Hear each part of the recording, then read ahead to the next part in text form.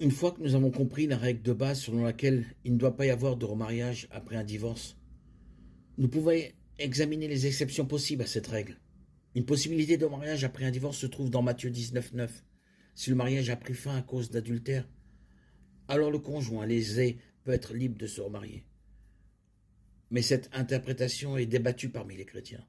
Une autre possibilité de remariage est l'abandon lorsqu'un conjoint non-croyant quitte son conjoint croyant. 1 Corinthiens 7, 12, 15. Dans un tel cas, le croyant n'est pas lié. Ce passage ne traite cependant pas spécifiquement du remariage et beaucoup dépend de la signification des mots. Dieu est également miséricordieux et pardonnant.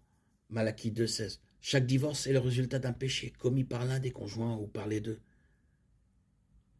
Dieu pardonne-t-il alors le divorce? Absolument. Le divorce n'est pas moins pardonnable que n'importe quel autre péché. Le pardon de tous les péchés est accessible par la foi en Jésus-Christ.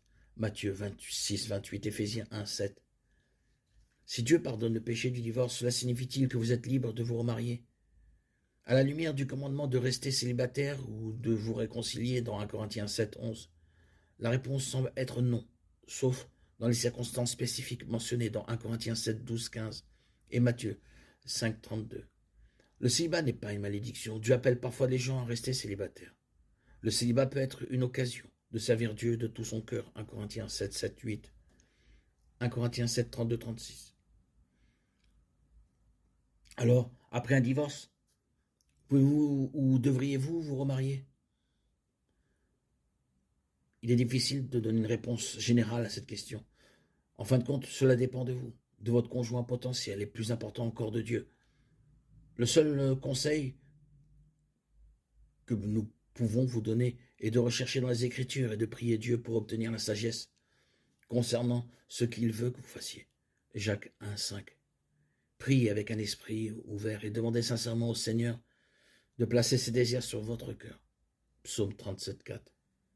Recherchez la volonté du Seigneur. Proverbe 3, 5, 6. Et suivez sa direction. Fais confiance au Seigneur de tout ton cœur et ne t'appuie pas sur ta propre intelligence.